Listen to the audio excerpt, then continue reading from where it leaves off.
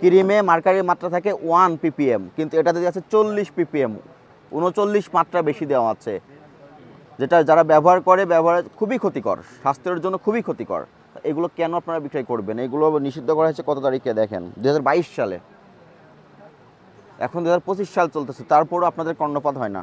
কতজনের কাছে বিক্রয় করেছেন এই ক্রিমগুলো?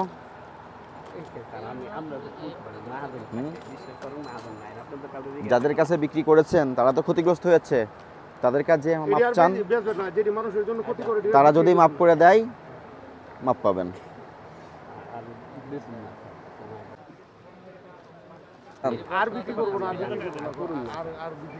এই জন্য তো অল্প করে জরিমানা করলাম, সর্বোচ্চ জরিমানা তো করি নাই আপনাকে।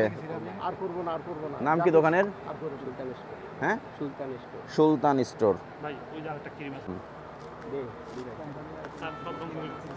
সব ধ্বংস করে দেন, রসিদ দিয়ে পিছনে সিগনেচার নেবেন, প্রাপ্তি স্বীকার নেবেন, ঠিক আছে? এই আপনাদের আজকে ভিতরে ঢুকলাম না, দেখলাম না, ঠিক আছে? আপনারা তো মেসেজটা পেয়েছেন, মেয়াদ উত্তীর্ণ পণ্য বিক্রয় করা যাবে না।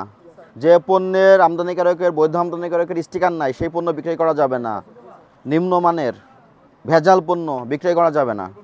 আপনারা যেখান থেকে পণ্য সোর্সিং করেন সেখানে করে ক্রয় রসিদ রাখবেন, যাদের কাছে বিক্রয় করেন তাদেরকেও বিক্রয় রসিদ প্রদান করবেন, ঠিক আছে? এবং সবাই ট্রেড লাইসেন্সের যে আইনগুলো বলা আছে সেই মোতাবেক ব্যবসা করবেন। ভোক্তা অধিকার সংরক্ষণ আইন মেনে ব্যবসা পরিচালনা করবেন। এর ব্যত্যয় ঘটলে আমরা যখন আসবো তখন আইনগত ব্যবস্থা নিব, ঠিক আছে? ওকে।